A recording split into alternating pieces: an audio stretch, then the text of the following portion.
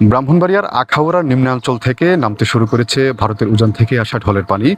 গতকাল নতুন করে আর বৃষ্টিপাত না হওয়ার ফলে এখানকার যেই আকস্মিক বন্যা পরিস্থিতি তৈরি হয়েছিল সীমান্তবর্তী ৩টি ইউনিয়নে, সেখানকার পরিস্থিতি এখন অনেকটাই উন্নতি হয়েছে। মূলত আখাউড়া দক্ষিণ, মুগরা এবং মণিয়ন্দ এই ৩টি ইউনিয়নের অন্তত ১৫টি গ্রাম প্লাবিত হয়েছিল এই ঢলের পানিতে।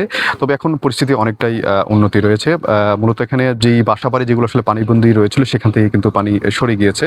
তবে এখনো পর্যন্ত কিন্তু সীমান্তবর্তী এলাকার যেই ২৫০ হেক্টর ধানি জমি সেগুলো এখনো পানিতে তলিয়ে আছে। মূলত এখানে সপ্তাহ দুয়েক আগে এই জমিগুলোতে আমন মৌসুমের যে আমন ধানের চারা সেটি তারা রোপণ করেছিলেন এখানকার যারা কৃষক আছেন।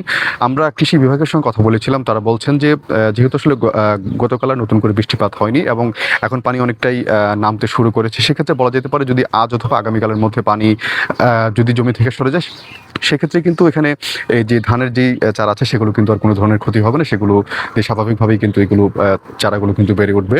তবে আমরা কথা বলেছিলাম আখাউড়া উপজেলা নির্বাহী কর্মকর্তার সঙ্গে, তিনি বলছেন যে যে ৩টি ইউনিয়নে যে কয়েকটি পরিবার পানিবন্দী ছিল সেই পরিবারগুলোর মধ্যে তারা খাদ্য সহায়তাও তারা বিতরণ করেছেন এবং এখন কিন্তু পরিস্থিতি অনেকটাই উন্নতি রয়েছে এবং তারা আশা করছেন যে আজ অথবা আগামীকালের মধ্যে যদি আর নতুন করে বৃষ্টিপাত না হয় সেক্ষেত্রে কিন্তু এই যে বন্যা পরিস্থিতি সেটি কিন্তু আর থাকবে না।